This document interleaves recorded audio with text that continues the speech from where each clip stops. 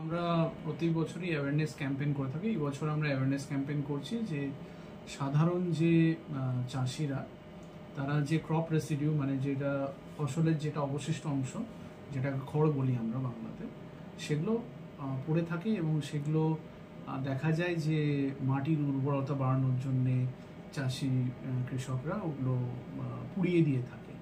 কিন্তু ঘটনাচক্রে এবং বিভিন্ন বৈজ্ঞানিক ভাবে দেখা গেছে যে এই যে নাড়া পোড়ানোর জন্যে যেটা হচ্ছে সেটা হচ্ছে ভোলাটাইল অর্গানিক কম্পাউন্ড VOC এবং গ্রিন হাউস গ্যাস যেগুলো যেমন CO2, CH4 এগুলো প্রচণ্ড পরিমাণ নির্গত হচ্ছে। তাতে হচ্ছে কি অ্যাজমা, তারপরে বিভিন্ন রকমের আমাদের যেগুলো ব্রিদিং প্রবলেম, তারপরে বিভিন্ন কিছু দেখা যাচ্ছে যেটা মোটেই কাঙ্ক্ষিত নয়। এবং এটা মানে আমাদের গোটা ভারতের, বিশেষ করে উত্তর ভারতের দিকে এটা প্রচণ্ড রকম দেখা যায়। এটাতে হয় কি আমাদের যে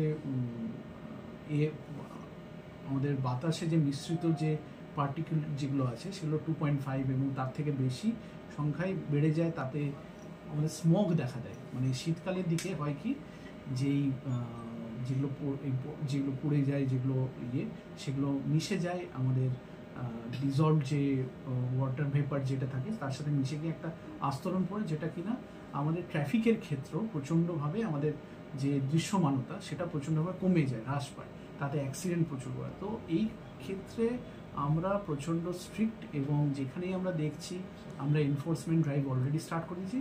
আমরা অ্যাজ আ পার্ট আমরা প্রথমে মানুষদেরকে অ্যাওয়্যার করে দিই। আমরা অ্যাওয়ারনেস ক্যাম্পেইন করে নিচ্ছি প্রত্যেকটা থানাতে, যাতে মানুষ এর থেকে বিরত থাকে। কেন কি এর যে বিপুল যে ক্ষতি এবং মানে সমগ্র জনজীবনের যে মানে একটা অদ্ভুত একটা সমস্যা দেখা দেয় সেই সম্পর্কে মানুষ অতটা জানে না।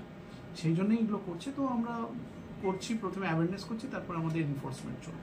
ব্লকের হ্যাঁ, মানে আমরা আমাদের দিকটা দেখতে পারি। মানে আমি আমাদের পুলিশের দিক থেকে আমাদের যে বিট মোবাইল যেগুলো আছে এবং আমাদের যে বিভিন্ন জায়গাতে মোটরসাইকেল মোবাইল আমরা প্রচার করছি।